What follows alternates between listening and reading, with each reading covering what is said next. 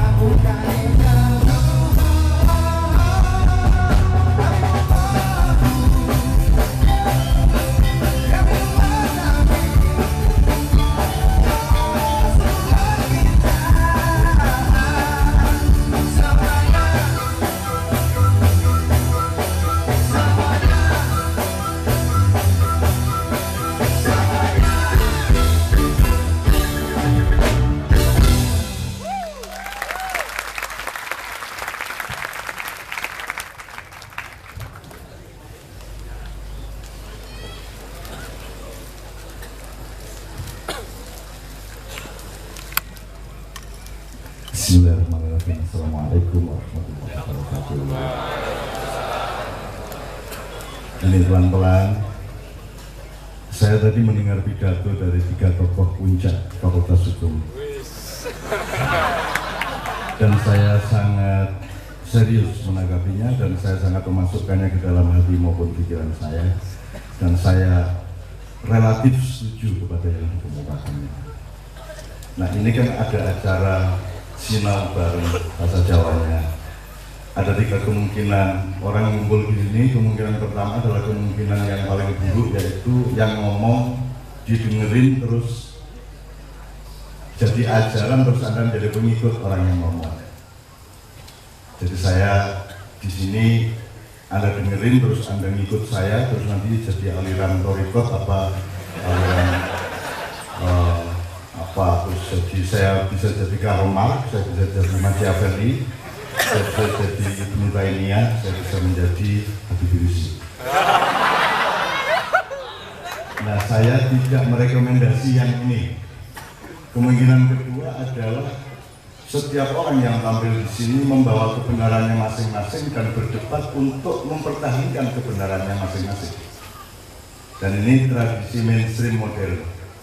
kalau sudah berdebat di media sosial itu bukan bareng-bareng rendah hati mencari yang benar yang bagaimana, tetapi datang dengan sombong dan mantap untuk mempertahankan kebenaran masing-masing. Benar ya?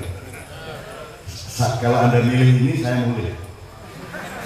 Saya tidak merekomendasi yang ini, saya juga tidak akan mempertahankan kebenaran saya karena saya tidak pernah bilang kepada Anda bahwa yang saya omongkan pasti benar.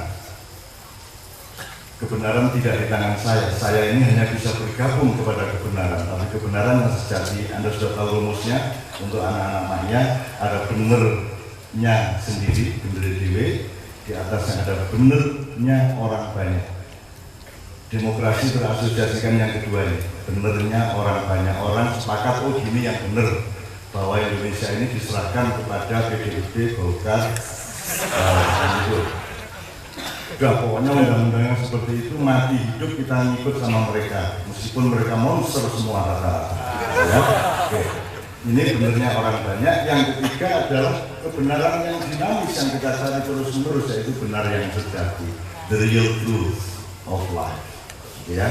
Nah, saya merekomendasi semua yang kita omongkan nanti adalah kita, Anda, saya, para narasumber maupun anak-anak saya yang tadi pidato itu bareng-bareng yang benar yang gimana ya. Kita cari bareng-bareng dan kita nyicil, nggak mungkin kebenaran judul ini kita temukan malam hari ini. Tapi kita harus ketemu kuncinya, pintunya, dan arah-arah untuk menemukan sumber dari kebenaran masa depan maupun masa silam kita. Gitu. Jadi kita nyari bareng-bareng ya, rendah hati ya. Kalau salah ya ketawa aja. Kan setiap orang punya kekonyolannya masing-masing. Saya juga punya kekonyolan. Saya jangan pikir dengan Anda yang dokter dan pinter bahasa Arab itu tidak punya kekonyolan. Dia juga punya kekonyolan yang dirahasiakan kepada manusia. Senior kita Bapak Kamal Firdaus yang tokoh hukum sejak tahun 70-an di Jogja ini juga saya tahu persis konyol-konyolnya, sebagaimana dia tahu persis konyol-konyol saya. Kalau manusia tidak punya kekonyolan, silahkan menjadi Tuhan atau malaikat. Kan gitu. Jadi elek rupanya ya ora masalah, wong rada bodoh sithik ora masalah gitu loh. Wong rada pokok-pokok sithik ya ora masalah. Ning panggonane iki sing teko gitu loh. Wong kaya ngulok presiden. Pertama, ini kalau kabehnya ono pantes-pantese. Terusnya oke ya. Oke, nanti ini kuncinya, kalau begitu kuncinya adalah apa bedanya? Gini, kalau Anda ngomong Muhammad tadi, Ustadz kita ngomong, kalau Muhammad itu kan salah satu rumusannya Muhammadun Basyarun bal huwa yaqul bainal hadar. La kal basyari bal huwa yaqul banjari. Muhammad itu manusia biasa. Tapi dia bukan manusia biasa, artinya dia tidak sembarang manusia. Dia adalah mutiara di antara batu-batu. Nah, orang modern gara-gara terbiasa demokrasi tidak lagi belajar membedakan bedanya manusia dengan manusia. Gitu ya. Jadi orang udah nggak ngerti lagi mana manusia bermutu, mana tidak. Nah, kita nanti ngomong karakter dan kepribadian dengan setting Nusantara dan seterusnya. Cara pembelajaran kita adalah, loh, ada bedanya memang. IQ aja ada di bawah 100, ada sampai 160 kok. Jadi ada yang manusia mutiara itu ada. Semut saja ada ratunya kok. Kambing saja ada pemimpinnya kok. Macan saja raja rimba kok. Jadi Tuhan mau bikin batu digosok jadi ake, terus laku. Tapi sehebat-hebat kamu menggosok ake, dia tetap tidak punya takdir mutiara. Nah, di Indonesia Anda tidak mengerti bedanya mutiara sama batu, dan tidak ada kuliah, tidak ada kurikulum yang mengajari Anda untuk mempelajari manusia. Batu yang mana, kerikil yang mana, kerangkal yang mana, tembaga, manusia perak, manusia emas, manusia berlian, inten, mutiara. Anda tidak punya wacana tentang itu, sehingga yang menang adalah yang punya uang, yang punya kapital, yang punya modal, sehingga dia bisa ambil batu yang murah, terus dicat-cat seperti mutiara, terus diumumkan, dicapreskan, jadi. Nah, gitu. Anda tidak ngerti. Nah, itu cuman waktu dicat aja, itu yang kamu emas tenan, nah, itu saya pokoknya bangsa ya. Gitu. Maka Anda harus 10 tahun jatahnya, nanti saya kasih tahu 10 tahun jatah Anda untuk memahami manusia. Satu, untuk memahami manusia.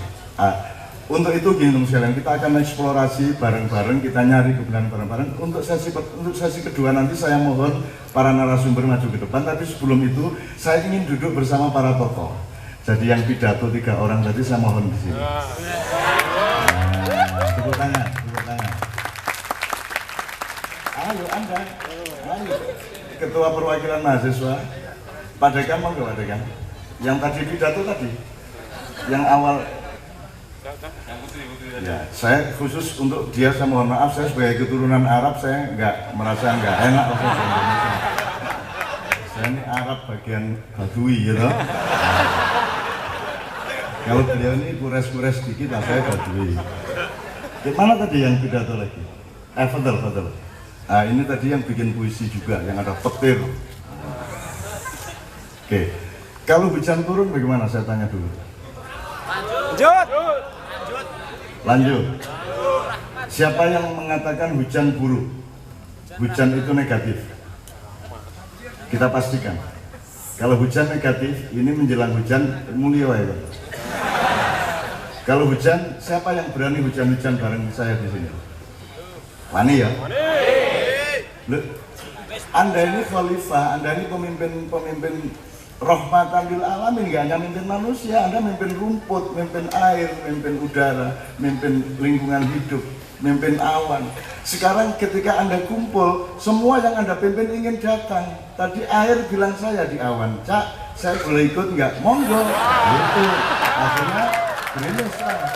Menunjukkan apa hak saya melarang air ikut bersarasian di sini?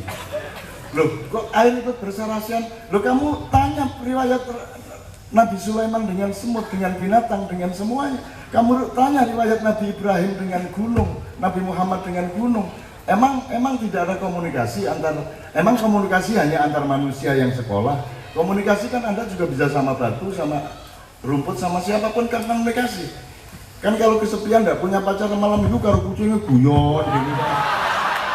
Ini. Anak kucing ora masalah, ning sing duwe wedhus ki lho. Duwe wedhus lan duwe iyang, akhire wedhuse dikeloni ngono kan. Iku metu Aswatama ya. Oke, bismillah. Oke, saya minta mikrofonnya untuk Mbak Mas. Tadi yang pidato pertama tadi, yang berdiri tadi, Mas. Maju, Mas. Yang tadi pidato yang pertama. Betul, antum. Yang tadi pidato pertama apa tadi? Jadi tadi pidatonya kan gini Mas, ini tangannya gini, ini actingnya tadi begini. Sebaiknya belajar nonton RCTI atau MNC ya.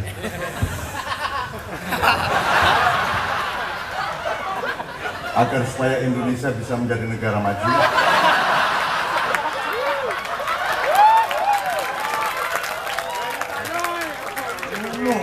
Mosok acting coba tiru itu. Selamat hari Nyepi. Duitnya dicekal. Fadal Ustaz, Fadal Amam. Silakan Mas, ayo Mas, tadi. Saya mau dialog mengenai judul setelah itu supaya nanti narasumber bisa tidak harus dari awal bicaranya gitu. Ayo mas. Coba cara meletakkan tangan ya. Nah, gitu.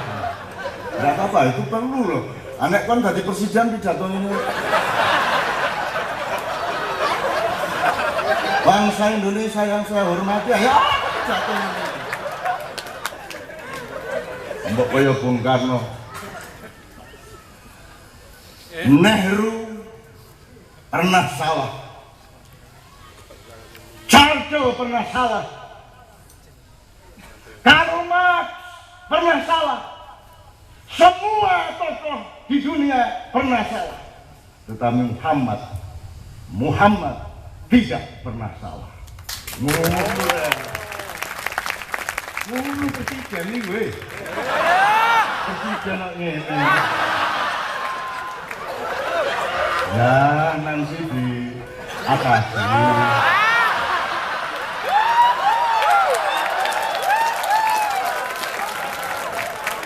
Ya.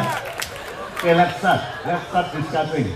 Sebelumnya, sebelum diskusi saya minta, karena bahannya sama dengan judulnya. Ini kan judulnya Anda kita baca lagi, berkepribadian dalam kebudayaan Nusantara sebagai ikhtiar mempertahankan karakter bangsa. Saya sangat setuju dan saya ingin Anda tepuk tangan untuk yang menciptakan judul itu. Oke.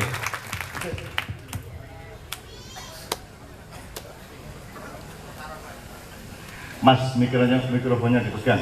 Semua dikasih mikrofon. Oke.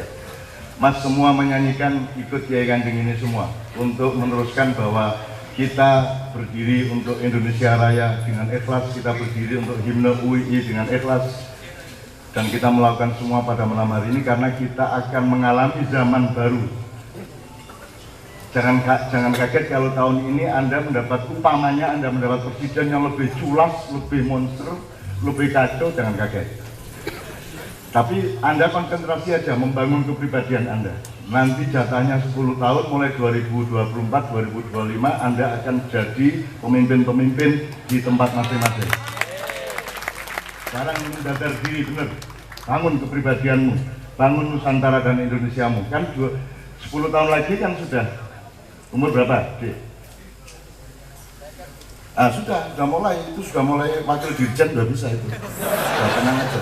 Nanti akan ada zaman baru. Bismillahirrahmanirrahim. Dan ini kita ngomong sambil setengah nekat supaya Allah kok ngawur gue ngomong ngono lah. Itu ya terus pripun meleh. Ya itu kan. Enggak begitu saya. Nah kita bisanya berdoa dan yakin ya. Kalau kita tidak yakin sama doa kita terus nanti Tuhan ngomongnya lain lagi. Misalnya ya Allah apa mungkin ya ada zaman baru. Terus Tuhan bilang, "Lah kowe dhewe ra yakin ngono ta?" Nah, sekarang kita yakin pokoknya 10 tahun lagi. Tahun 2000 karena perjanjian 500 tahun sudah lewat. Sekarang kita sedang melakukan transisi untuk menuju Nusantara Raya yang akan kita bangun bersama. Gitu ya. Nah, terus kalau Tuhan masih marah, kamu kok yakin-yakin amat? Kan saya yang mentakdirkan semuanya loh. Nek gak yakin jare gak yakin. Nek yakin disalahno sampean karepe yo nopo.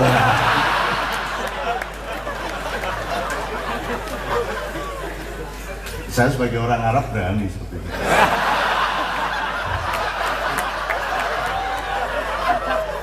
Sama orang Arab itu dilolokna. Terus Arab itu wis gak pinter. Dilolokno jarimu mengaruhi Indonesia, menghancurkan kepribadian Indonesia. Wis bapak. Gak masalah. Terus gak apa-apa lah wis. Kamu kok amat sama Arab ngarep? Nggak apa-apa, nanti kita cari bersama-sama. Kita nggak ada mangkel-mangkelan. Kita ini tidak membenci orang Barat, tidak boleh benci orang Barat. Kita tidak boleh benci Cina, kita tidak boleh benci Arab, dan apapun kita tidak benci. Yang kita cari bersama-sama adalah penataan yang proporsional sebuah dunia baru. Gitu loh, proporsional pada tempatnya.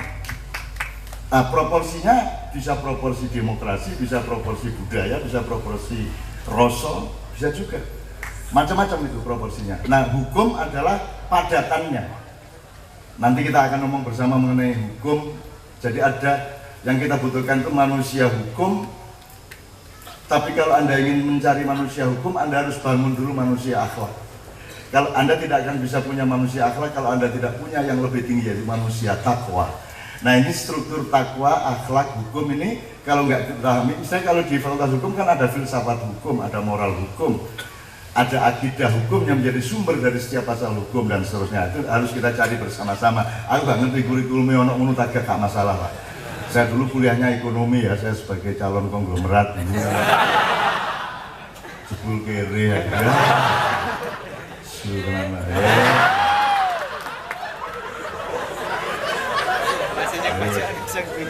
Wah, kuliah ekonomi gitu ngopo aku. Gara-gara temennya Pak Kamal loh, namanya Romdonaning SH. Itu satu wilayah sama saya di Kadipaten, dan dia itu tiap hari ngejek saya.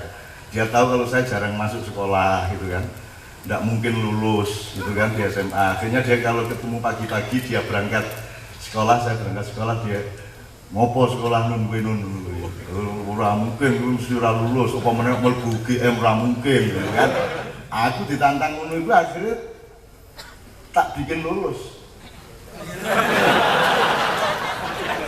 Jadi guru-guru saya kalau melihat teknis nilainya saya pasti tidak lulus. Tapi harus ada dimensi politik lain yang membuat lulus.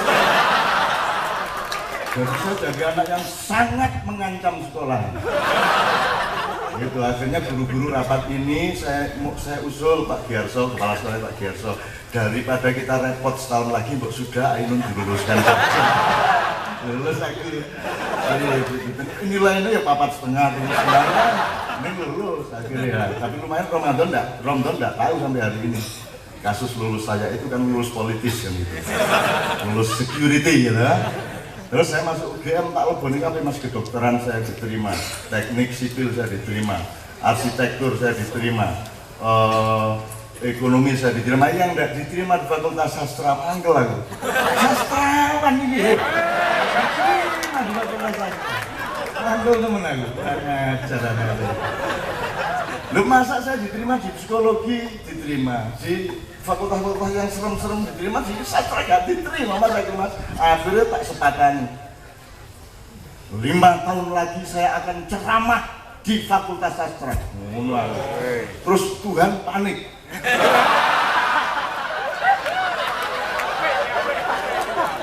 Wah ini kalau tak kabulkan ngamuk tenan nih ya. Akhirnya 5 tahun kemudian saya diundang untuk kuliah umum di Fakultas Sastra UGM. Pas waktunya. Makanya yang nekat, kamu jangan anti orang Arab, Nabi Muhammad orang Arab, kamu itu. Oke, bismillah. Yuk kita bareng-bareng nyanyi Padamu Negeri dulu ya Mas Nabi, yuk.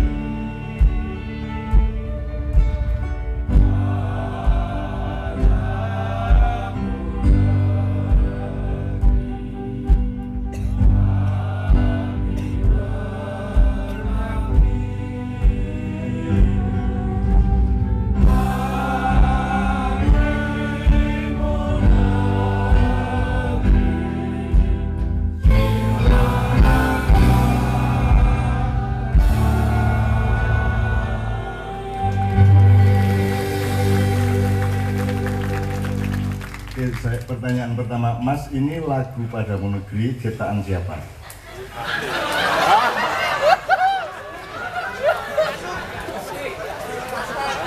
Gak ada yang tahu ya? Sudah, jadi ketokohannya Min 1. Nah, kalau ini ciptaan Kus Bini, Pak Kus Bini, itu julukan beliau buaya keroncong Indonesia. Ya, tepuk tangan untuk Pak Kus Bini. Anda tahu Universitas UKDW, Universitas Kristen Duta Wacana. Kalau dari Galeria ke selatan, kalau Anda terus ada perempatan yang Tinggal Kudit itu. Ya, kalau Anda terus lewat Jalan Layang, Cak Koting, kalau ke kanan Anda Kota Baru, Anda ke kiri. Nah, Anda ke kiri di situ nanti ada gang kedua, Anda masuk di rumahnya Pak Kus Bini. Kalau Anda ngomong karakter Nusantara, ming Pak Kus Bini kowe ora ngerti. Pidato ngomong ya rada isine sing kudune ngono lho ya. Apa ya, jangan marah ya tidak. Ya nggak ngerti Pak Kus Bini ya, nggak ngerti Padamu Negeri. Nah, kalau Indonesia Raya ciptaan siapa? Aku nggak ngerti pisan di negara ini. Ya. Jalannya pun sekarang jalan Kus Bini. Nah, tolong Anda ingat-ingat kalimatnya Padamu Negeri. Jadi mari kita ngomong epistemologi dan settingnya dulu. Padamu negeri aku berjanji. Negeri loh ya. Kalau Mas, siapa yang mau jawab pertanyaan Anda apa Anda? Sekarang kalau PNS itu namanya apa? pegawai, mas mikrofonnya yang jauh ini biar mahasiswa aja. PNS itu kepanjangannya, ya, mikrofonnya saya kasih itu untuk dipakai. Pegawai negeri sipil. Oke. Kenapa bukan pegawai negara? Kok pegawai negeri? Why? Negeri ini gimana nih urusannya nih? Kapan negara, kapan negeri? Kenapa lagu tadi padamu negeri bukan padamu negara? Padamu negara. Kenapa kok negeri?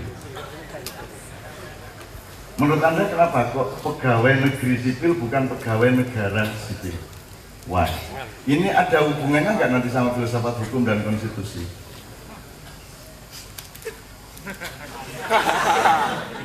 Silakan menjawab. Ya, ayo Mas. Ini sebelumnya saya belum pernah mendengar perbedaannya Pak. Tapi kalau saya berpikir kalau negara itu lebih pada unsur politiknya Pak, kesatuan politik. Kenapa itu disebut negara? Tapi kalau negeri itu bisa lebih cakupannya lebih luas. Oke. Negeri bisa termasuk orangnya, alamnya dan lain sebagainya. Kalau birokrasi itu nyambungnya ke negara apa ke negeri? Birokrasi. Kata birokrasi nyambungnya ke negara apa ke negeri? Negara. Negara. Kenapa namanya pegawai negeri? Katanya negara, birokrasi nyambungnya ke negara. Kenapa disebut pegawai negeri kok nggak pegawai negara? Ayo deh. Pak Dekan tolong gini-gini nih sekali-sekali ada sarasian kecil di kampus ya. Karena gini prakteknya. Kalau pegawai negara jelas undang-undangnya, konstitusi. Kalau negeri itu bahasa budaya, bahasa yang lebih luas. Nah, kenapa disebut pegawai negara Republik Indonesia? Karena pegawai itu taat kepada siapa? Harus patuh kepada siapa? Pegawai itu harus taat kepada siapa? Kepada negara. Kepada negara, kepada undang-undang negara. Makanya kenapa kok tidak disebut pegawai negara?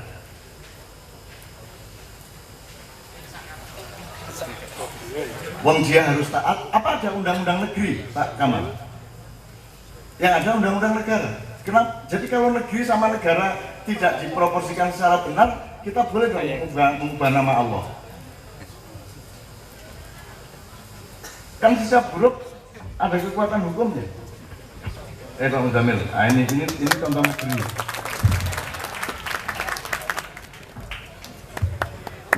Ini contoh orang dari negeri Madura.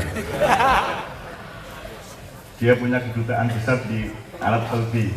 Jadi di sana ada kedutaan besar Republik Indonesia, ada kedutaan besar Republik Madura. Itu di Mekah ada itu. Anda kalau ke sana tidak usah ke KBRI, KBRM saja. Mudah, dapat apa-apa sih mudah. KTP bisa dipalsukan. Oke, tak terusin, saya nggak panjang-panjang. Jadi kalau gitu dibiarkan saja pegawai negeri apa sebaiknya diubah menjadi pegawai negara menurut Anda? Tetap negeri. Kenapa? Saya baru paham terkait perbedaan negeri dan negara ketika negeri itu adalah ketika dia untuk mengabdikan dirinya kepada negeri itu, pada Indonesia. Negara itu adalah sebutan untuk keluar. Oke, saya belok dikit, tetap dalam konteks ini. Itu kalau ada orang kerja sebagai pegawai negeri di kantor kabupaten, dia taat kepada bupati apa tidak? Taat. Bener nggak pegawai taat sama bupati? Salah. Salah. Salah. Bener apa salah? Salah. Bener nggak karyawan atau pegawai itu taat kepada bupati? Salah. Salah. Taat kepada gubernur, taat kepada presiden? Taat kepada undang-undang, Pak. Ya? Taat kepada undang-undang. Taat kepada undang-undang. Kenapa bupati boleh pada posisi harus taat kepada undang-undang? Boleh nggak bupati mencat PNS? Iya. Boleh? Nggak boleh, Pak, kalau bupati. Nah, oke, maksud saya gini loh, pokoknya tolong ini diurus ya besok ya. Ini nggak jelas ini negara kita ini, ya. Nah, gimana? Apakah ada bupati tahu bahwa dia bukan pemimpinnya di situ? Dia bukan orang yang paling berkuasa. Ada nggak bupati yang tahu bahwa dia bukan yang paling berkuasa di kantornya? Ada nggak? Semua yakin dan merasa dia yang paling berkuasa di kantornya. Benar nggak? Salah. Presiden itu tahu nggak bahwa dia itu TKI nomor 1? Tenaga kerja Indonesia diupah oleh rakyatnya, tahu nggak dia? Jadi kalau disebut RI 1 benar apa salah? Masuk akal nggak RI 1? Ah, tolong diurus ya. Ini cuma contoh aja kok, cuma contoh aja. Jadi nggak harus diselesaikan malam hari ini. Kalau saya, kata negeri itu menjadi alat mengkamuflase di mana pegawai akhirnya tidak taatnya itu kepada undang-undang tapi taat kepada atasan. Benar nggak taat sama atasan? Salah.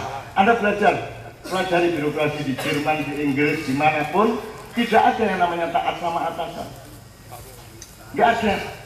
Taat itu kepada undang-undang. Jadi kalau Anda cari paspor, yang nanda tangani tidak harus kepala imigrasi. Kalau Anda bikin KTP, yang nanda tangani tidak harus camat, tidak harus bupati. Tukang sapu di kantor kecamatan boleh menandatangani. Yang penting ada tanda bahwa sudah ada yang mengesahkan di antara para pegawai yang statusnya sama dengan camat, yaitu taat kepada undang-undang. Gitu loh Mas. Masuk akal enggak? Jadi kalau Anda nanti dicegat polisi, mana KTP-nya, bilang, loh saya yang tanya mana KTP saya. Polisi pemerintah itu kita bayar untuk nyatet siapa kita. Kita kasih biaya untuk beli kertas, beli printer segala macam untuk nyatet siapa saya. Jadi kalau Anda dicegat di jalan, mana KTP-nya? Saya bilang, sopo aku ayo. Dia harus tahu rakyatnya. Dia harus tahu rakyatnya siapa. Maka harus punya database. Punyakah birokrasi Republik Indonesia database yang benar mengenai rakyatnya? Punya apa enggak? Catatan tartil detail mengenai rakyatnya? Punya enggak? Belum tentu. Kalau Anda beli singkat disuruh ngisi, bisa enggak Anda ngisi nama gendul, alamat iki? Bisa jalan enggak singkatnya? Bisa. Jadi itu aturannya beneran apa pura-pura? Nah, tolong dibenahi Pak. 10 tahun lagi nggak boleh yang gini-gini. Ya? Ya, jelas ya? Kamu ketua DPR ya? Ini contoh, selebihnya banyak sekali hal-hal yang... Jadi misalnya pemahaman mengenai KTP, paspor, itu bukan rakyat yang butuh KTP. Pemerintah yang butuh ngerti siapa rakyatnya, dia punya identifikasi, terus dia yang harus ngadep. Malah kita yang disuruh melamar untuk bikin KTP. Lah gunanya kamu tak upahin gaya apa? Ini gaya ngerti aku hari ini. Masa ono burung di omah bosnya teko, mana KTP-nya? Loh, kan itu buruh, gue malah takon aku. Tapi jangan langsung dilakukan besok pagi. Wong polisinya yang tidak paham, wali kotanya tidak paham, presidennya juga tidak paham. Mau bagaimana? Wong panjang tidak paham semua, sehingga mereka semua insya Allah tidak ada yang masuk neraka. Soalnya begitu dimasukkan neraka, terus ada malaikat yang bilang, lu kok masuk neraka? Emang nggak ngerti kok dia. Jadi nggak masuk neraka. Jadi kalau Anda ingin masuk surga, bodoh lah. Nggak ngerti apa-apa balik ya loh. Lu kamu kok malam minggu berzina? Nopo berzina? Lu kok tahu jadi bodohmu? Lu bodoh nggak tahu kan? Lu malah nggak masuk surga, nggak masuk neraka, nggak ruwe. Aduh, boten kondo bian-bian sampeyan. Mun kadung ben malam minggu ya kira ya. Oke, satu tahap lagi sebelum kita masuk. Saya minta satu nomor lagi.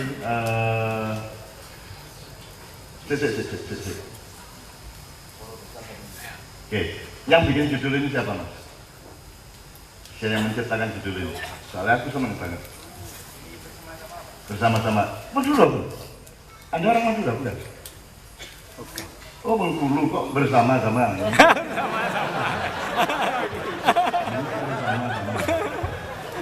Orang Madura itu pokoknya salah tingkah kalau sudah ada dua kata sama, Mas. Turunto jadi runto jadi turunto. Aku takon di Madura, saya naik kendaraan terus berhenti, ada ibu-ibu nyunggi makanan gitu, terus aku takon, bu, guluk-guluk di mana, Bu? Tidak tahu saya. Guluk-guluk tidak tahu saya. Begitu, Bu, ya, Bu, terima kasih. Begitu dia jalan 5 langkah, balik. Lu guluk. Nek lu guluk paham, nek guluk-guluk nggak paham. Nah, itu soal cengkok ya, soal nuansa, soal tok ya dalam bahasa Arab gitu. Oke ya, oke. Jadi bikin bareng gitu ya. Oke. Saya tanya, kok pakai Nusantara, kok nggak pakai Indonesia? Nggak sengaja apa sengaja? Apa itu ideologi? Apa itu rencana masa depan? Itu apa ini? Kok kebudayaan Nusantara kok nggak Indonesia? Kamu nggak kenal Indonesia apa bagaimana? Atau sekedar istilah?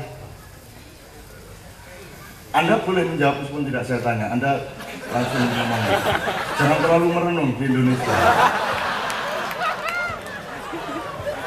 Selak pecah Golkar. Pecah Golkar ini. Karena Anda terlalu banyak merenung itu. Jadi, why Nusantara? Why did you choose word Nusantara, not Indonesia? Kenapa kami pilih Nusantara? Karena menurut kami nilai-nilai yang ada di Indonesia itu telah lahir sebelum Indonesia itu ada. Jadi makanya kami pakai kata Nusantara. Gitu ya. Jadi nilai yang asli, real, historis itu Nusantara.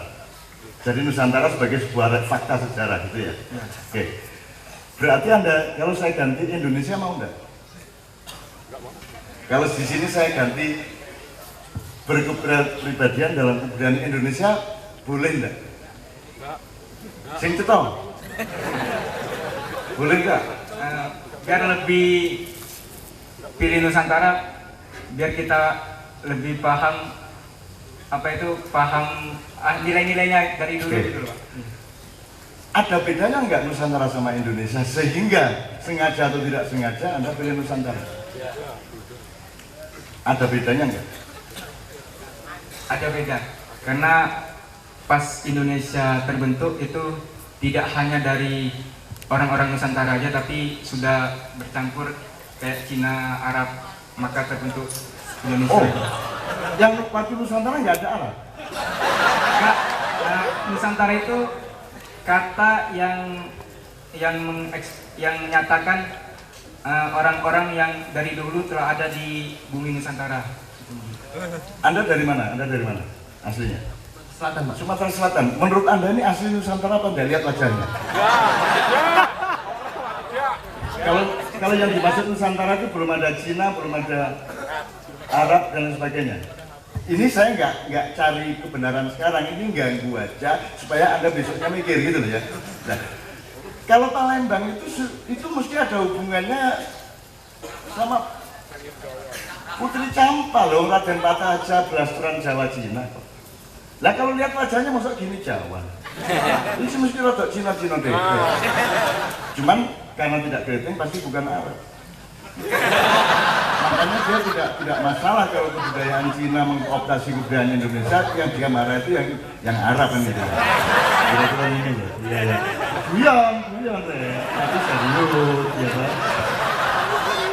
Oke, tapi pokoknya intinya ada bedanya ya Indonesia sama Nusantara. Bedanya. Jadi Anda tidak memperbolehkan kalau ini diganti kebudayaan Indonesia. Tuh, Mas. Boleh nggak ini? Secara akademis, secara substansial, boleh nggak diganti kebudayaan Indonesia? Tidak boleh, tidak boleh. Ayo yang tegas. Tidak boleh. Tidak boleh Mas. Sudah setuju sama Anda Mas. Nek ngomong boleh, kegandalan. Ya. Nah sekarang Anda sudah paham belum Nusantara itu? Sejak kapan? Kalau Indonesia itu gini, Mas. Misalnya nanti Anda namanya tadi siapa? Hari. Yang ngasih nama? Oke. Kalau yang ngasih nama Pak Lurah boleh enggak? Tidak boleh. Yang punya hak ngasih nama Anda siapa? Punya hak. Sik mikrofonnya kita dol.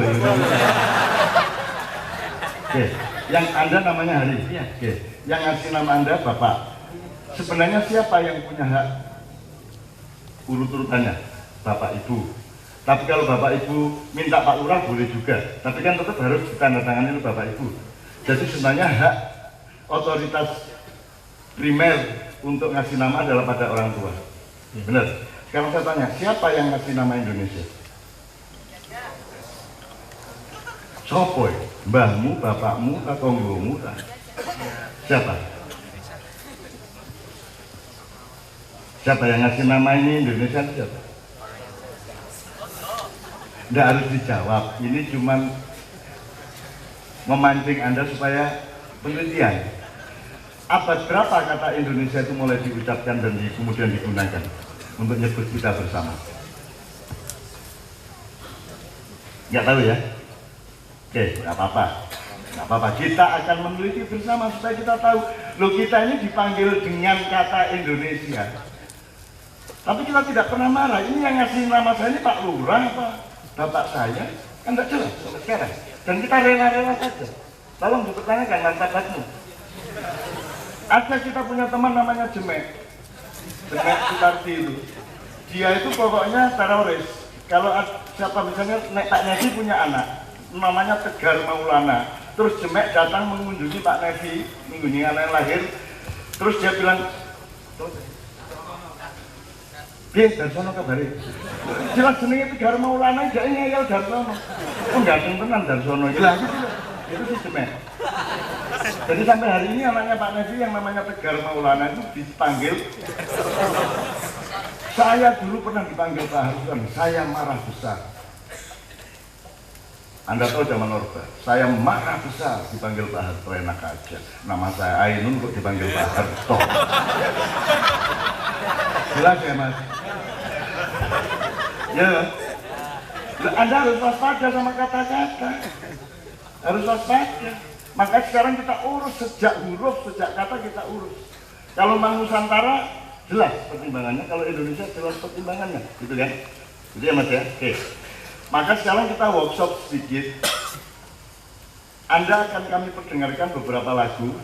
Setelah itu nanti kita, mungkin sudah bisa kita minta narasumbernya Mas Helmi. Siapa aja Mas Helmi?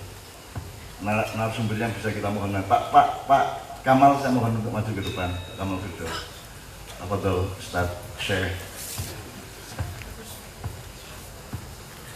Sempurnanya surga itu artinya Kamal Firdaus. Surga sudah lumayan pakai sempurna barangnya. Siapa lagi Pak Helmi yang kita mohon ke atas? Saya mohon dipersiapkan. Mas, ini saya tidak mencari jawaban hari ini, saya cuma membawa Anda berkeliling ke berbagai nuansa dan fakta supaya Anda memiliki proses identifikasi yang lebih tegas dan lebih tepat terhadap apa saja. Karena kita sudah terlanjur ngomong kebudayaan Nusantara. Oke, Mas Helmi,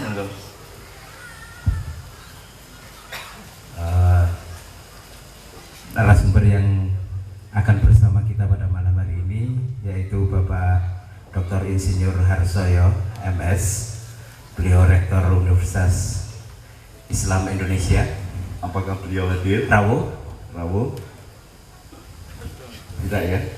Tidak hadir, sehingga insya Allah pemikirannya yang akan meresonansi ke kita insya Allah. Manusia yang tingkatnya tinggi itu tidak harus datang secara fisik. Dia bisa mengembuskan nafasnya dan auranya. Tenang aja, nggak ada masalah. Jadi tidak boleh ada pertimbangan-pertimbangan yang negatif, semua positif. Nah, aku KB positif, tenang aja. Gitu ya. Jadi mudah-mudahan keikhlasan beliau dan restu beliau itu meresonansi ke sini sehingga membuat kita semakin oleh Allah diberi hidayah. Oke. Terus yang kedua, yang terhormat Bapak Dr. Ainur Rohim, Fakih Sarjana Hukum, beliau Dekan Fakultas Hukum UII, sudah hadir bersama kita sejak awal. Kemudian yang ketiga, Bapak Profesor Jawahir Tantowi, SHPHD, apakah beliau hadir? Dan kalau beliau hadir, kita mohon dengan sangat untuk naik ke panggung. oh ada pengajian di rumah, apalagi pengajian sangat bagus, jadi jangan sampai datang ke sini. Karena pengajian itu lebih dipastikan lebih indah dan lebih bagus, lebih positif daripada sarasean, apalagi ada tokoh Madura di tengah-tengah saya. Unsur negatifnya bisa cukup tinggi. Oke, Berikutnya yang terhormat Bapak Dr. Abdul Jamil, Sarjana Hukum MH. Beliau rawuh juga. Mohon dengan sangat, tolonglah kami semua ini dengan informasi-informasi dan wacana-wacana yang sedang kita cari, kita rintis untuk kita cari bareng-bareng pada malam hari ini. Dan saya Bapak Hadir Bapak Dr. Abdul Jamil ada? Belum hadir atau Belum hadir. Oke. Yang berikutnya juga sudah hadir, yaitu Bapak Kiai Hasyim Zamil Al-Madurawi. Oh. Berikutnya Saudara Hari Setyanugraha, Ketua Umum LEM FHUII. Silakan Mas Hari, sini Mas Hari. Kemudian- Jangan nyampur sesama yang muda di sini. Sana Mas, biar. Oh ya wes, sungkan ya wes. Kemudian Saudara Hari Jasuri, Ketua DPM FHUII. Ada? Oh ini, udah kok namanya beda. Hari. Oh iya. Oke, berikutnya Saudara Ali Sotik Zulfianto, Ketua OC Sarasian Budaya pada malam hari ini. sedang kamar kecil sebentar. Oh iya. Kemudian yang terakhir Saudara Harprianto Hadi, Ketua SC Sarasian pada malam hari. Ada Mbak? Oh iya, silakan. Ya. Silakan Mas. Oke. Sambut. Ya. Oke Bapak sekalian, saya mohon dengan sangat kita mempelajari bareng-bareng. Kita harus punya keputusan yang tegas mengenai Indonesia dan Nusantara. Indonesia juga monggo, Nusantara juga monggo, asalkan jelas anunya, proporsinya, konteksnya, muatannya dan seterusnya. Gitu. Termasuk nanti kalau punya waktu kita akan cari yang disebut karakter atau kepribadian itu unsurnya apa saja. Ya. Supaya karena karakter ini sejak ada Dignas ngomong berbasis karakter, itu yang dimaksud sebenarnya adalah moral, gitu. Bukan kekesatriaan, bukan. Jadi yang dimaksud itu moral. Oke. Nah sekarang sebelum saya minta Poro Besan dan beberapa lagu berikutnya nanti akan saya sebut. Mas, beliau tadi ini jabatannya apa?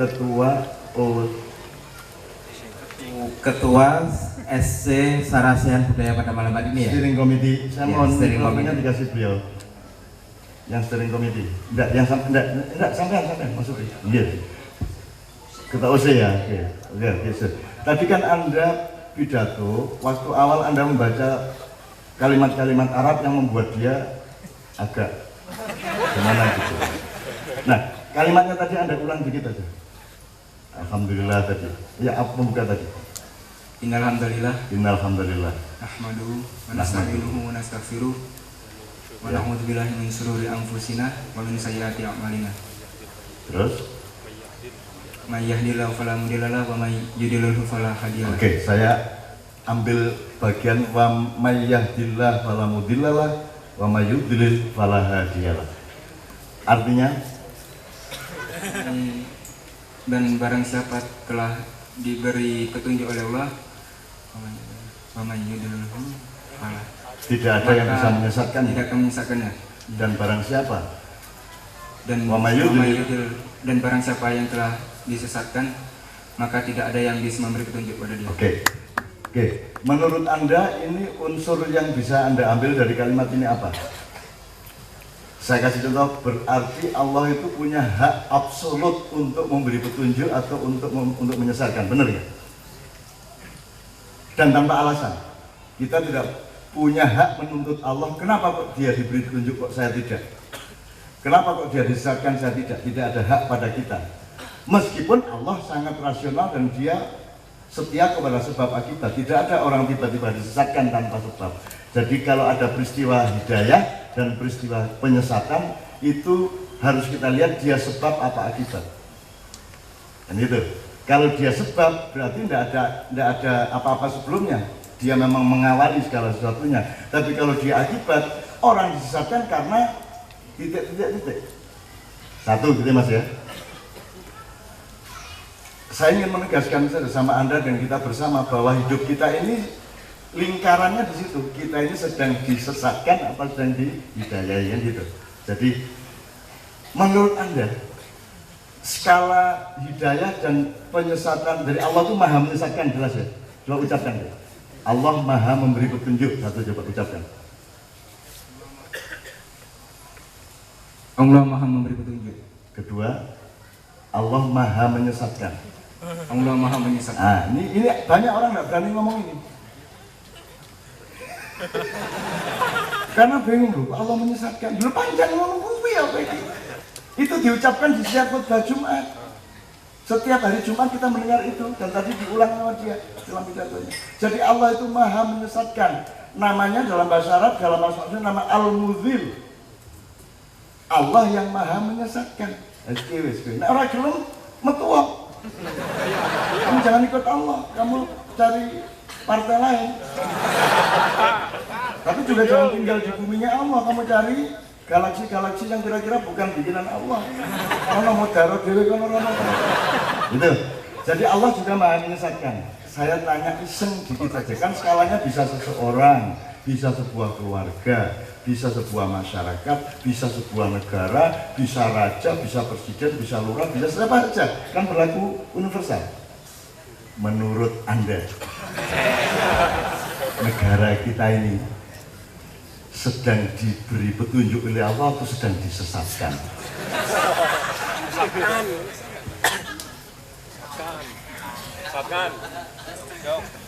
Sesatkan. Agak keras. Disesatkan.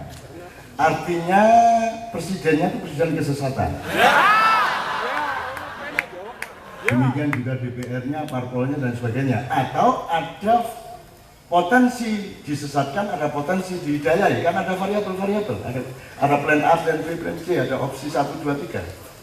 Tapi mainstreamnya atau primernya disesatkan menurut Anda gitu ya? Nah, jadi Anda mau nggak meneruskan kesesatan ini?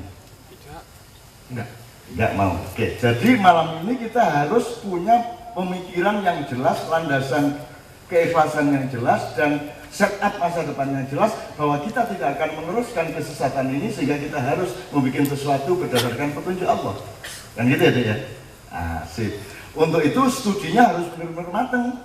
Harus ngerti yang disebut Nusantara itu sebenarnya apa, Indonesia itu apa, dan seterusnya harus matang. Anda mahasiswa, Anda harus melakukan penelitian terus menerus.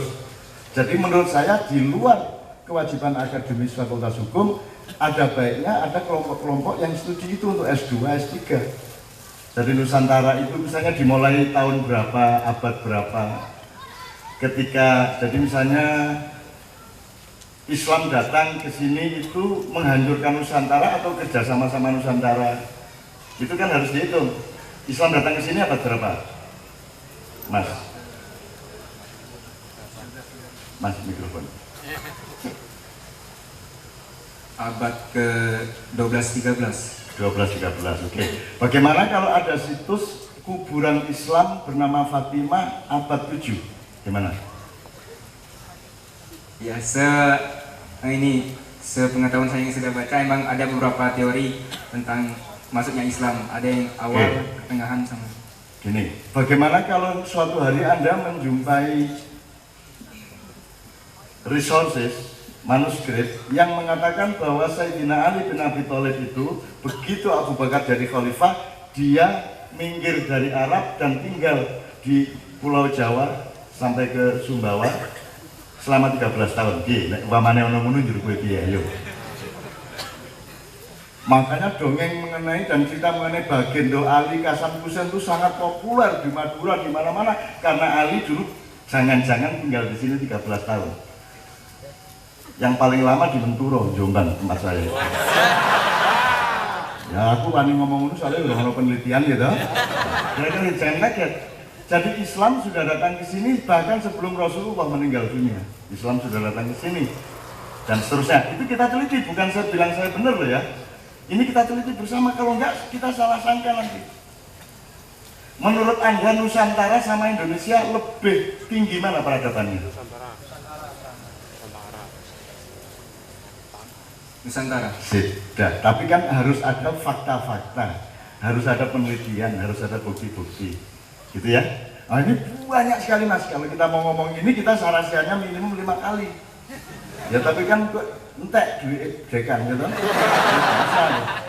Kapan-kapan aja kita, tapi pokoknya kunci-kunci almari kehidupan masa depan kita buka. Karena barang siapa ingin memiliki masa depan, dia harus berkaca kepada masa silam. Kan begitu? Tidak mungkin orang berjalan ke masa depan tanpa melihat masa silam. Tidak mungkin Anda nendang penalti akurat dan tinggi energi yang mendorong bola itu kalau Anda tidak mundur beberapa langkah, betul enggak? Betul enggak? Jadi mundur, gak ono ini bal terus ono penalti Messi terus dia gak ono yang ini mundur baru mundur dulu ya toh. Nah Anda juga harus mundur. Saya ingatkan sebelum lagu, saya ingatkan salah satu yang saya ambil dari Nabi Khidir alaihissalam adalah ajaran mengenai siklus waktu. Jadi Nabi Khidir bocorin kapal itu masa kini, Nabi Khidir mencekik anak kecil itu masa depan, Nabi Khidir menegakkan pagar miring itu masa silam. Jadi urut-urutannya masa kini, masa depan, masa silam, masa kini, masa depan, masa silam. Kalau Anda mau cepat majunya, Anda harus berputar sesuai dengan siklus itu tadi. Makanya ibu-ibu, bapak kalau marah sama kamu dulu ketika kamu suka bolos, bapak bilang gini, kamu itu bolos, bapakmu kerja keras, kamu disekolahkan mahal-mahal, bolos saja, gitu kan? Bolos kan peristiwa sekarang, lambang kekinian. Terus kalimat berikutnya, kamu mau jadi apa besok-besok, gitu kan? Masa depan. Terus kalimat berikutnya, bapak dulu, nah gitu kan? Bener nggak? Sudah itu naluri manusia. Jadi Allah itu mengajari lewat naluri Anda bahwa hidup itu kayak begitu siklusnya. Udah percaya gak percaya kan dari bapak yang mulu. Oh itu tak tempeleng kapok kan. Bolos saya. Ngaji gak sregep. Jadi apa kan jadi preman kayak apa gitu kan. Bapakmu biyen nah gitu. Mesti gitu jadi ya. Bapakmu biyen luwih nemen. Terima. Oke, saya minta 3 lagu sekaligus kita dengarkan sambil santai. Pak Kamal Firdaus, tolong dikasih asbak. Nanti saya numpan karena beliau ini orang yang sudah kenyang dengan yang fana. Fana itu sesuatu yang sifatnya sementara, harta benda, jabatan, eksistensi itu fana. Nah beliau ini sudah bakok. Bakok itu tembakau. Dan orang untuk mencapai tembakau itu harus jalannya adalah khofiyah. Khofiyah. Kalau tidak ada khofiyahnya, tidak enak tembakaunya.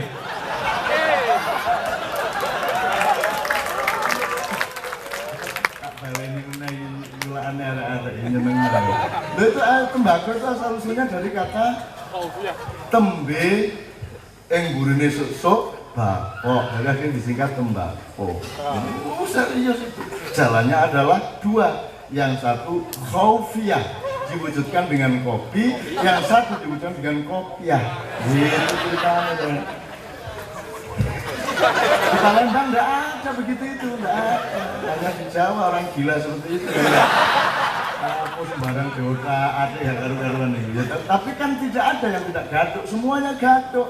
Yang namanya tauhid itu adalah ketemunya penyatuan antar segala hal di dalam kehidupan dan akhirnya menyatu semuanya dengan yang maha satu, yaitu yang maha tunggal, yaitu Allah Subhanahu wa taala. Ya. Saya minta 1 poro besan, kemudian diteruskan dengan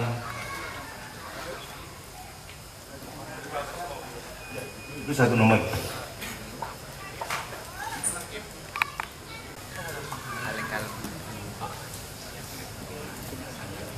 Saya minta dengerin 3 lagu karena kita ngurusin Nusantara dan Indonesia. Musik ini kita manfaatkan untuk workshop dan mengidentifikasi supaya jelas masa depan kita. Karena beliau akan memimpin 10 tahun lagi. Ya. Yang pertama saya minta masing-masing mengamati ini. Anda lihat setiap bunyi nanti Anda identifikasi ini lagu Indonesia apa lagu Nusantara gitu ya. Pikirannya gitu ya. Ini lagu Indonesia apa lagu Nusantara. Gitu. Tapi Pak Kamal dan saya agaknya tidak bisa memiliki kecerdasan tanpa tadi itu. Ya, bismillahirrahmanirrahim. Tepuk tangan untuk Kiai Kanjeng ya.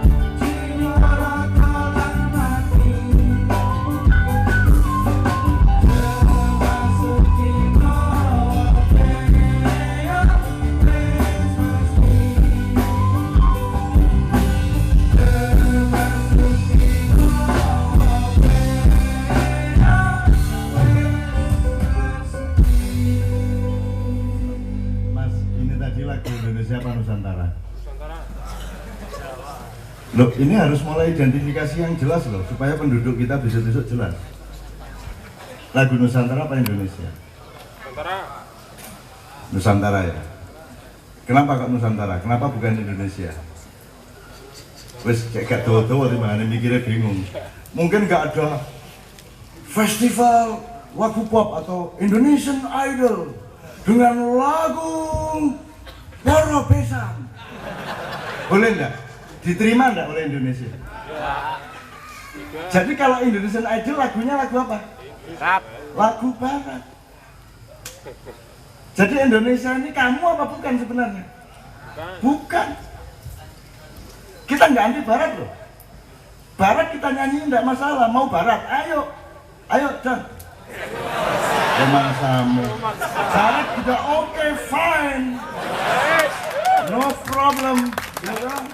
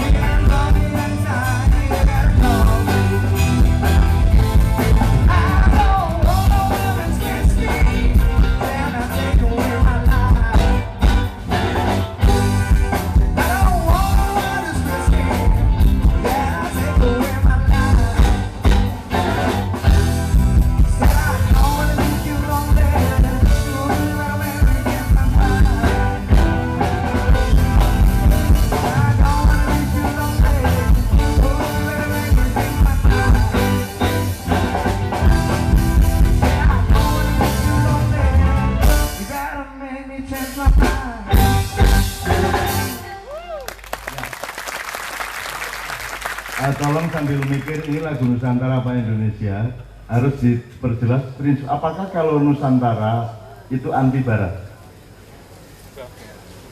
Anti Barat apa enggak? Kalau orang Merapi bilang, orang Nusantara bilang Barat, Jawa digowo, Barat digarap, Arab diruat, atau dibalik, Barat diruat, Arab digarap. Artinya Nusantara tidak menolak siapapun, rahmatan lil alamin. Dia menampung siapa saja, tetapi tidak lantas kita menjadi orang Barat, tidak lantas kita menjadi orang Arab, kan gitu. Tapi Arab adalah bagian dari silaturahmi internasional kita. Itu Nusantara. Artinya, kalaupun membawakan Give Me One Reason, aku takut, apakah di Amerika, di Eropa, ada orang membawakan Give Me One Reason nganggo gamelan? Dan nyanyi duduk gitu, terus silo kayak gini. Larang atau jadi ini tetap lagu manapun dari seluruh dunia kita nusantarakan, gitu maksudnya ya. Oke, sekarang saya mohon dengan sangat gini. Kemarin si Sultan tiba-tiba ngomong Sabdo Tomo ya. Anda tidak saya kasih tahu apa latar belakangnya. Nanti kapan-kapan kalau sudah agak tidak terlalu tidak enak untuk Anda dengar, nanti kapan-kapan itu settingnya begini-begini. Tapi intinya salah satu pernyataan beliau adalah bahwa kita ini terusnya kerajaan Ottoman. Itu saya juga bingung dari mana dia mendapat wacana kita ini terusannya kerajaan Ottoman. Ngerti Ottoman ya? Ottoman itu pusatnya di Turki, dia berkuasa sampai Asia Tengah, bahkan sampai Asia Timur, kemudian diserbu sama sekutu. Kemudian yang bertahan cuma nasionalisme Turki yang dipimpin oleh Kemal Atatürk pada waktu itu. Sekarang saya ingin kasih Anda satu lagu Ottoman, satu lagu yang berasal dari pusat negara Ottoman. Saya minta Mbak Via dan Haya putri beliau untuk maju ke depan. Pak Kamal, Pak Dekan, Pak Ainur Rohim dan semua teman-teman sekalian, saya ingin terus terang Mbak Via, malam hari ini adalah ulang tahun kawin lari kami ke-18.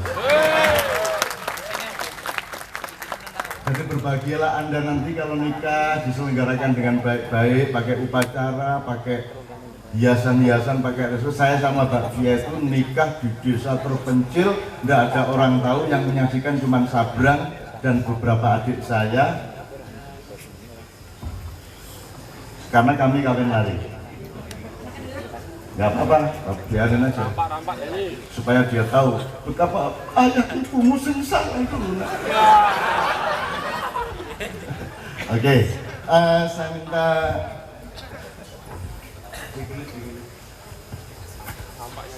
ya, saya itu tidak pernah hafal kalimat itu. Ayah, say something in Turkey or in English whatever. Please. Assalamualaikum and so on. Memang ini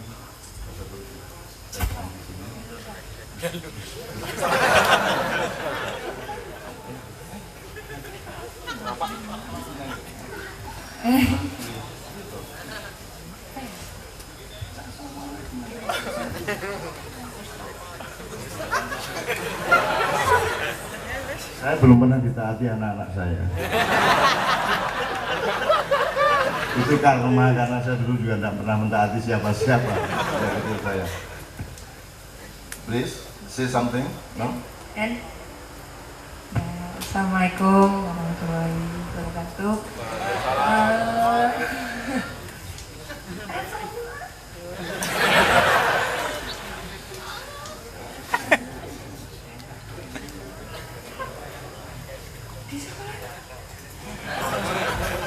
Wantah terus itu. Selamat malam, assalamualaikum warahmatullahi wabarakatuh. Saya mau bahasa Turki tapi belum bisa. Maklum, ayahnya senang dengar bahasa Turki soalnya ayahnya nggak bisa. Nanti diajarin di rumah ya kak ya. Oke, ini sebuah nomor. Jadi saya sampai hari ini belum pernah bisa menasehati anak saya ini, karena sebelum selesai satu kalimat sudah dipotong sama dia. Dan saya bangga dengan itu karena yang mendidik dia adalah Allah dan malaikat langsung. Tidak ada masalah. Jadi begitu saya mau marah, malaikat bilang meneng kok gue ini. Ya, gitu. Terbukti akhirnya anak saya yang bertengkar terus sama ibunya dan saya selama SD, sekarang dia kelas 3 SMP. Ketika dia kelas 5 SD, TOEFL bahasa Inggrisnya sudah ya sekarang TOEFL-nya sudah bisa masuk, sudah 603, padahal Anda untuk masuk S2 itu 550-an gitu ya. Ini 603, sehingga saya menjadi tidak bisa berbahasa Inggris karena setiap kali saya mencoba bermesraan dengan bahasa Inggris, dia teriak, "Ayah, nggak usah bahasa Inggris, jelek." Itu dulu waktu kecil, sekarang ya enggak apa-apa, saya ngomong gini ini kan supaya dia terbiasa, karena supaya dia tahu bapaknya itu adalah manusia huriyah. Yang diomongkan Pak Bekan ini gitu. Oke, teman-teman sekalian, mohon berdiri untuk membawakan nomor Museum Digilis. Yuk. Yang senggejeler. Ya sing gejeler terserah lah, aku ora medeng, aku ora Mas senggejeler nggak ada musik.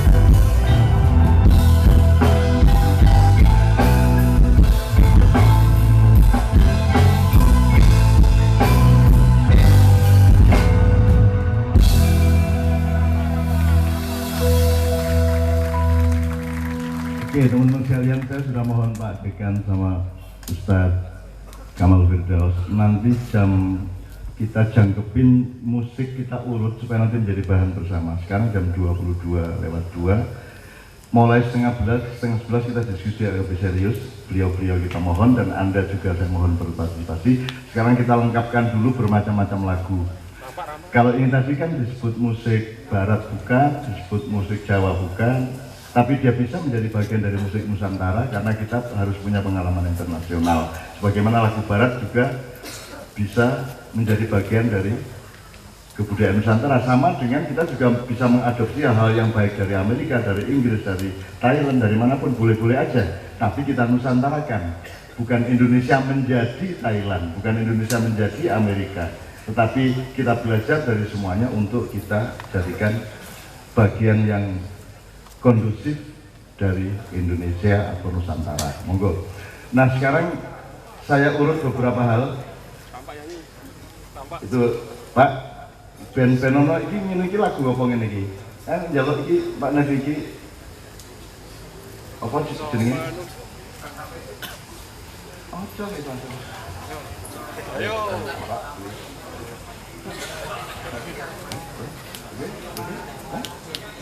Bapak nyanyi.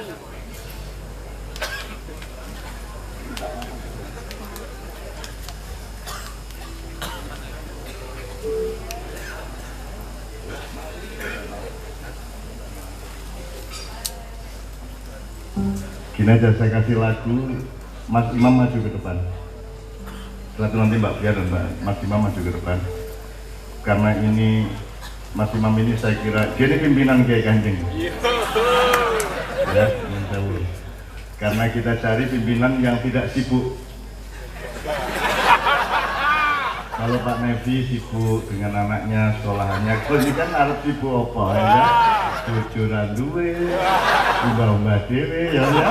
Sibuk ya. Apa Ngurus sabun. Ya, oke ya. Yo.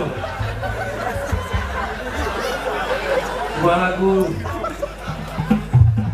yang bukan lagi Nusantara, tapi Indonesia yang bukan Nusantara.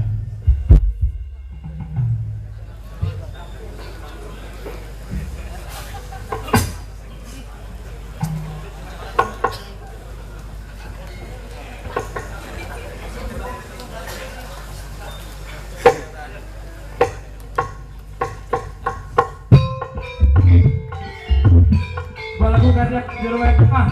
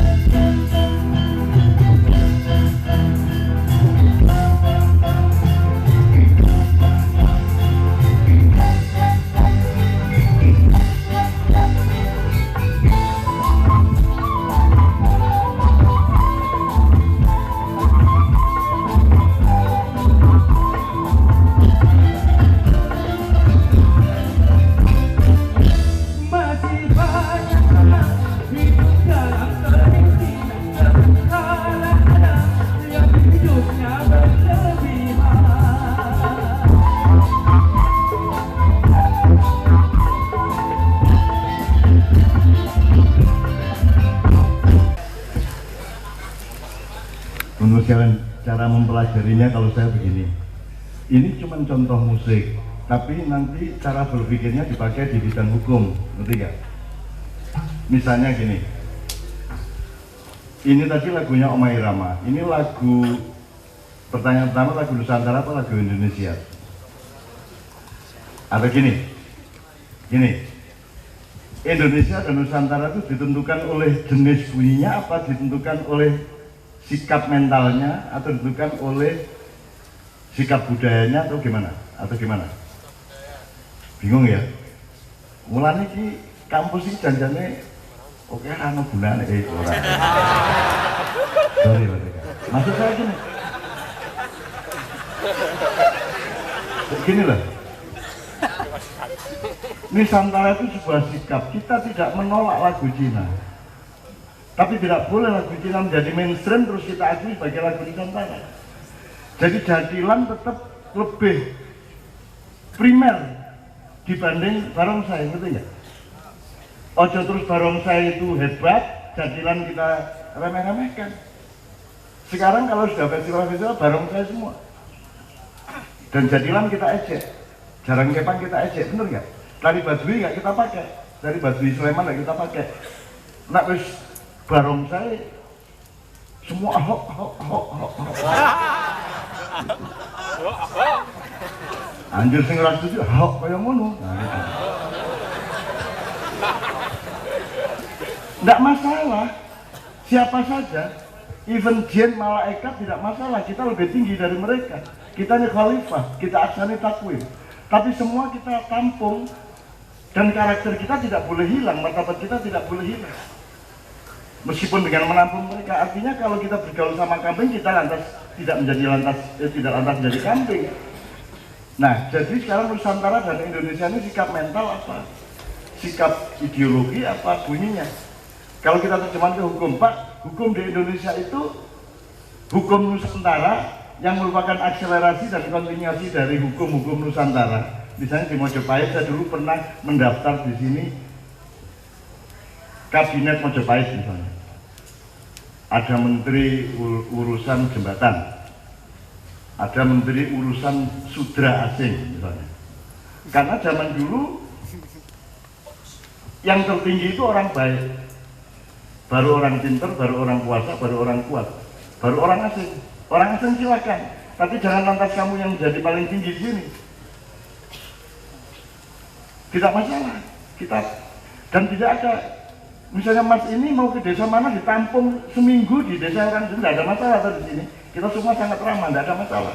You are welcome, all of you. Tapi tidak berarti lantas kita menjadi orang Barat, tidak berarti kita menjadi orang Arab. Moro-moro JKT, umroh itu wis nganggo ban Vespa kene wis ngene.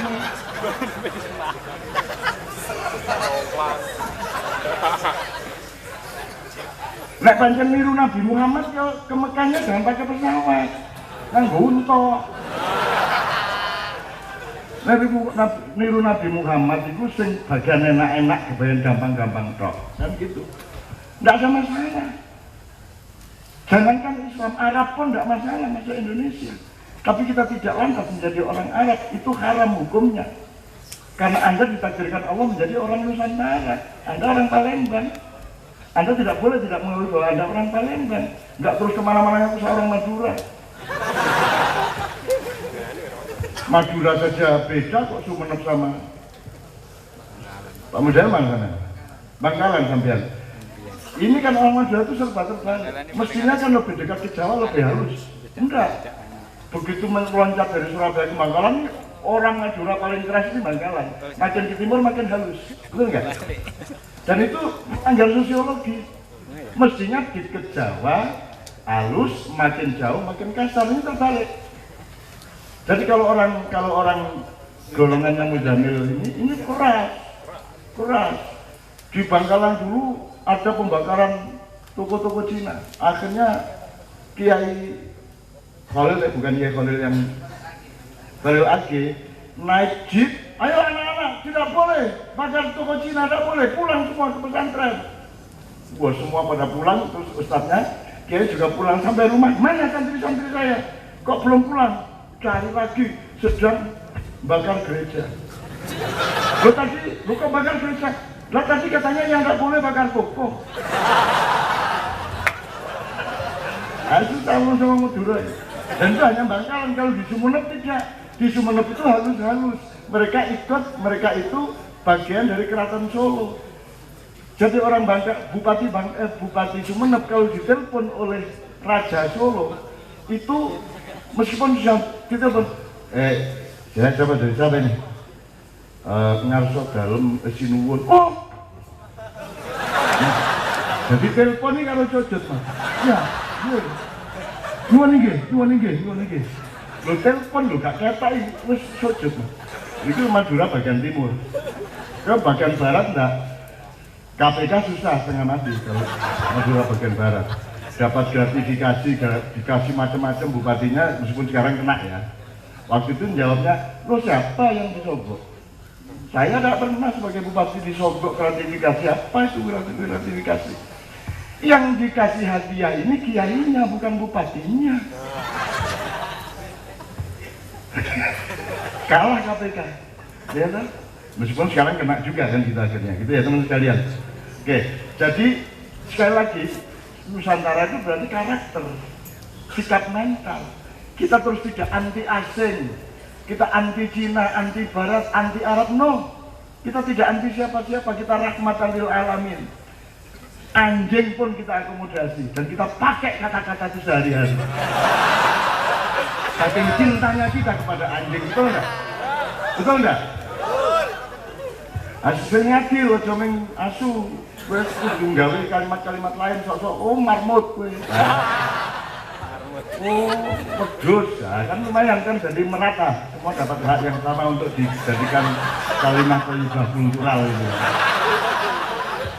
Udah menurut satu nanti manja akhirnya.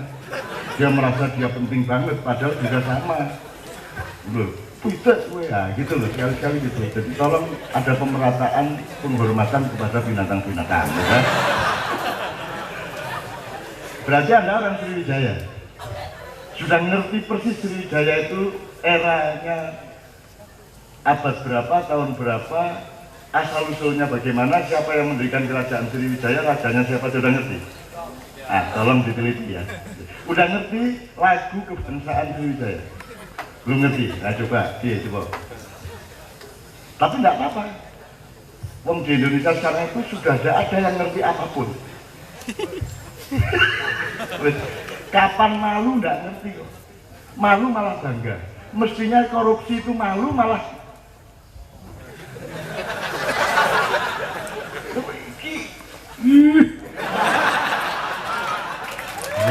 boleh nyolong petita-petiti tengah-tengahnya kan gitu kan. Yo, wong saiki iki. Takkan ada nemu Zamil kabeh. Oke ya. Ya. Ceng.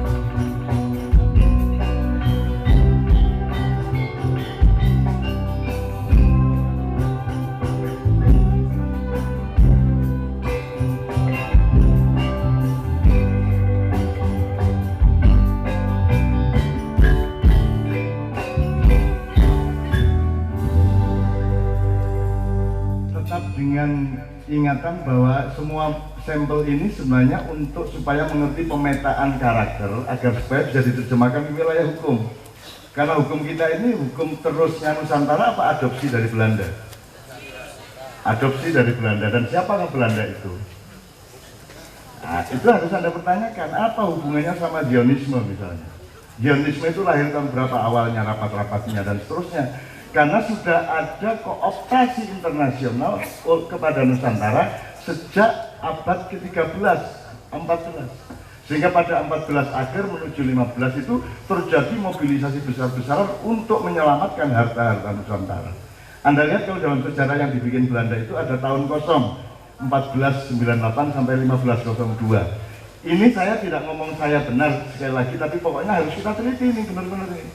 Jadi apa yang Anda ketahui mengenai Nusantara itu kan berdasarkan musuhmu, berdasarkan informasi dari orang yang menjajah kamu. Jadi tolong sekarang belajar meragukan pengetahuan sejarah Anda. Artinya begitu. Jangan itu dijadikan kebenaran yang mutlak. Karena kita harus mencari sumber-sumber yang sebanyak mungkin. Karena sekarang Leiden juga sudah putus asa membaca buku-buku Nusantara. Nanti akan dikembalikan ke sini karena mereka bacanya nggak bisa tuntas karena ada password yang mereka nggak bisa cari. Mbah-mbah kita dulu kasih password. Password itu kode. Nah, raja itu kode dan seterusnya lah. Pokoknya saya ingin mengatakan kepada Anda diperlukan ekstra penelitian terhadap masa silam Indonesia yang bernama Nusantara itu supaya kita tahu ke depannya bagaimana. Nah, metodologinya adalah Anda mendengar kesenian, Anda melihat politik, Anda mempelajari hukum atau apapun dalam masyarakat, itu Anda harus punya cara berpikir yang berlaku komprehensif. Jadi misalnya kalau Anda dengar dangdut itu karya Oma Irama dan itu inovasi, bukan Melayu, bukan rock. Dia pernikahan antara musik Melayu dengan musik rock. Sama dengan itu, kejadiannya sama dengan Sriwijaya. Anda lihat tadi Sriwijaya kan notasinya itu Jawa Pak. Do re mi fa sol, Mas. Apa bunyinya apa itu, Tom?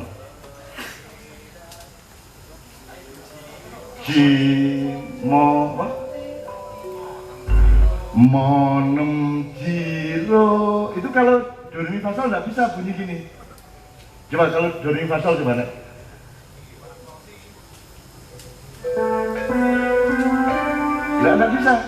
Nggak bisa. Ini pakai notasi Jawa asli. Tapi Anda lihat tadi terbangnya, coba. Minta terbangnya tadi. Teng, teng, teng. Teng, teng, teng, teng.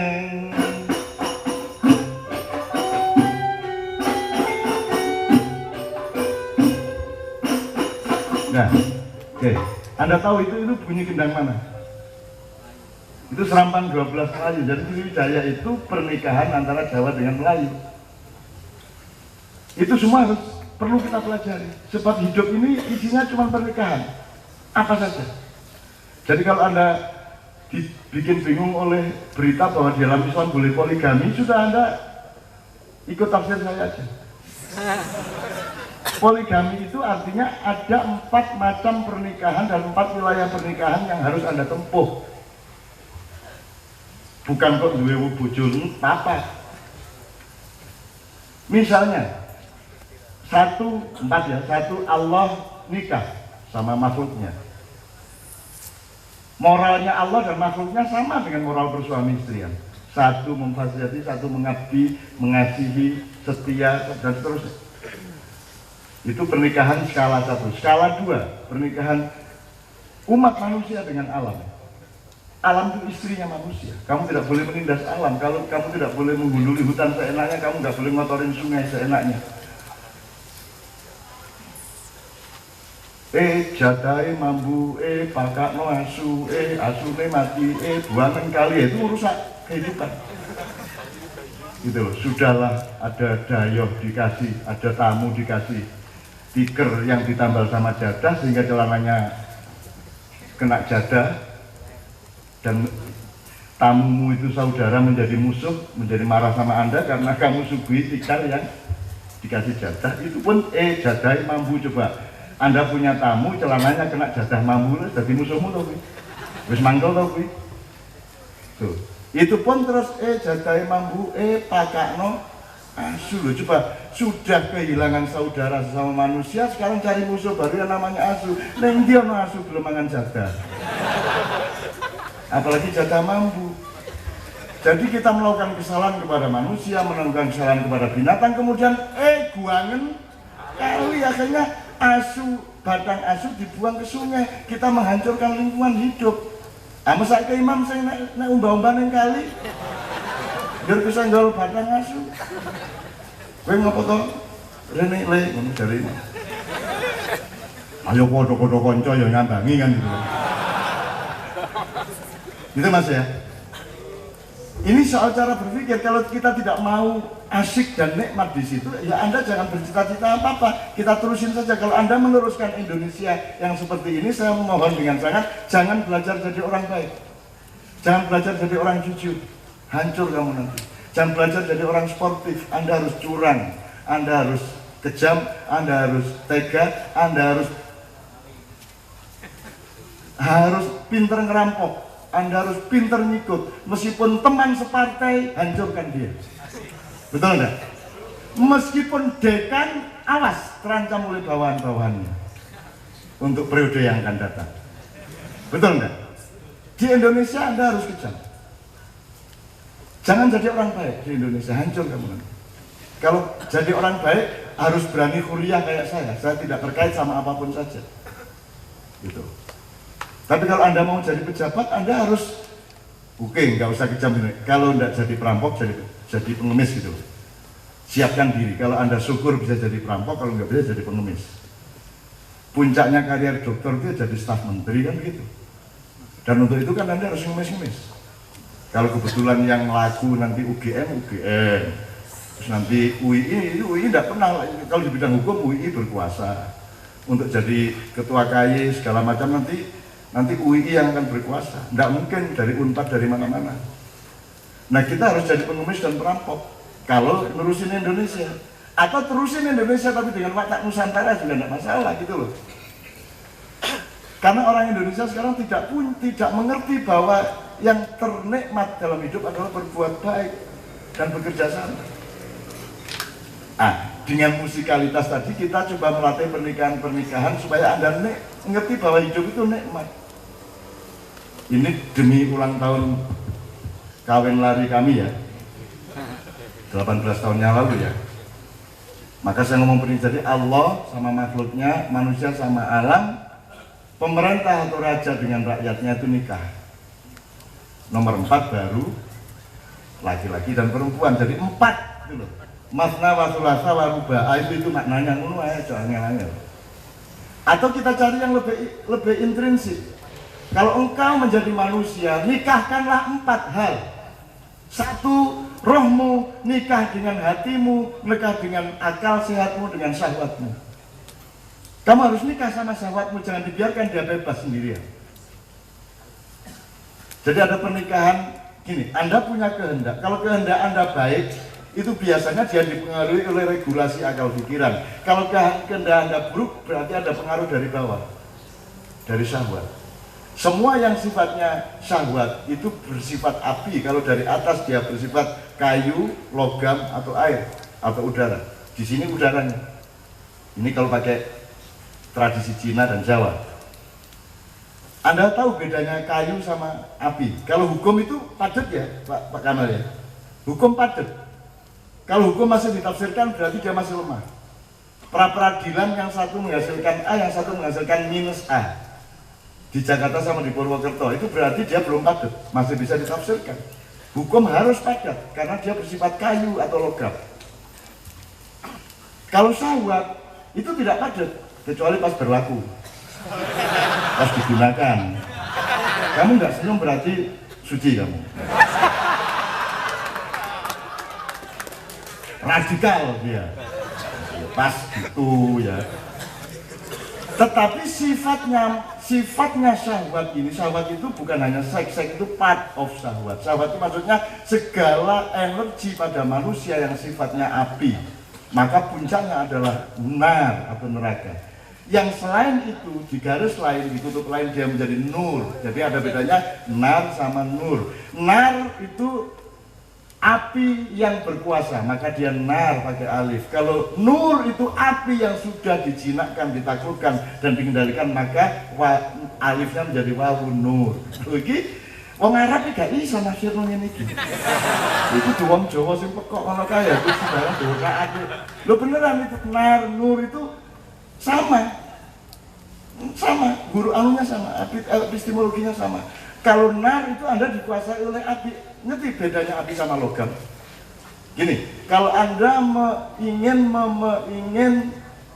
misalnya menyiram Kridosono, bukan Kridosono apa Mandala Krida, Anda butuh berapa drum air? Kan harus sekian truk kok, untuk nyiramin itu harus sekian truk, betul enggak?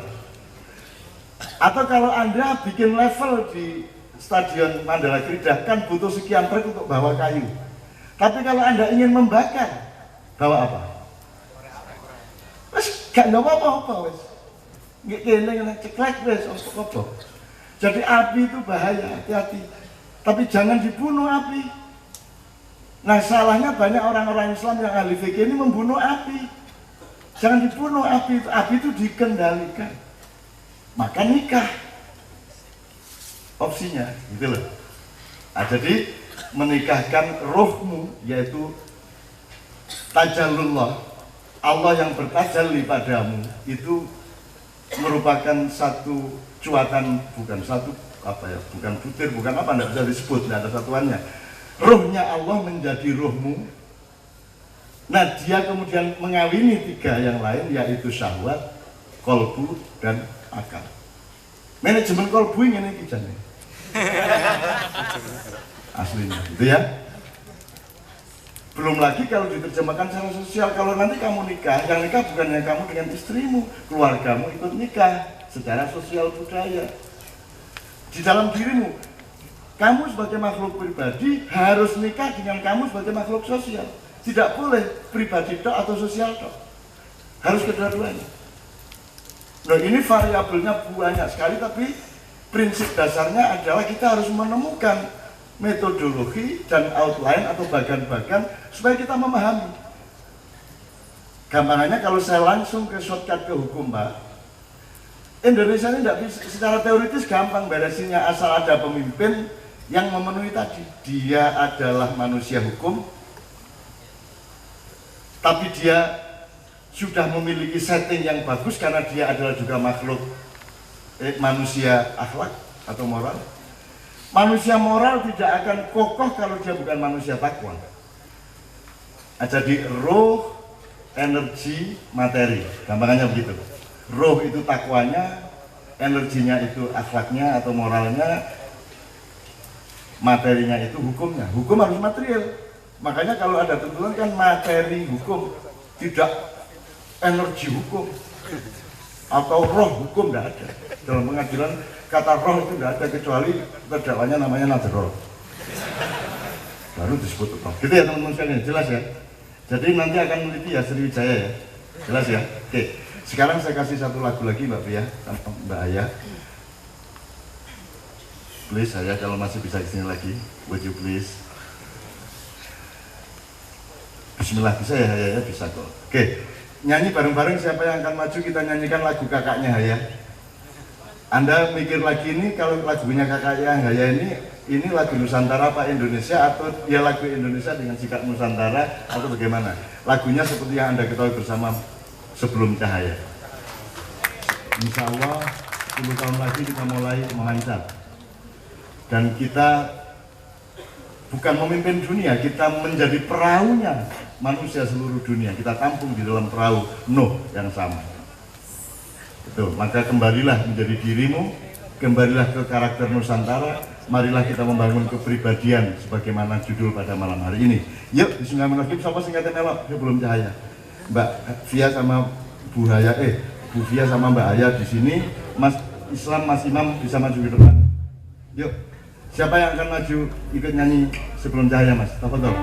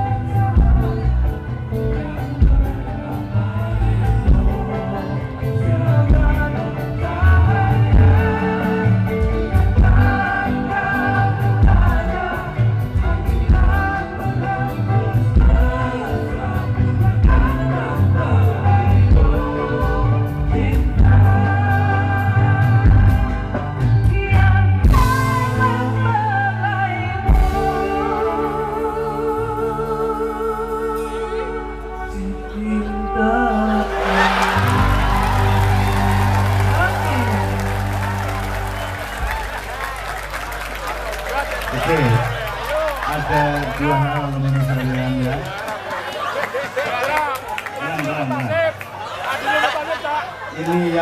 Ini yang ditakuti oleh Amerika, yang disegani oleh Jepang, Korea, dan yang dihormati oleh Eropa. Karena pemerintah boleh diremehkan, kalau pemerintah Indonesia itu tidak ada maknanya apa-apa di dunia. Tapi kalau rakyat Indonesia itu dia bisa gembira dalam penderitaan.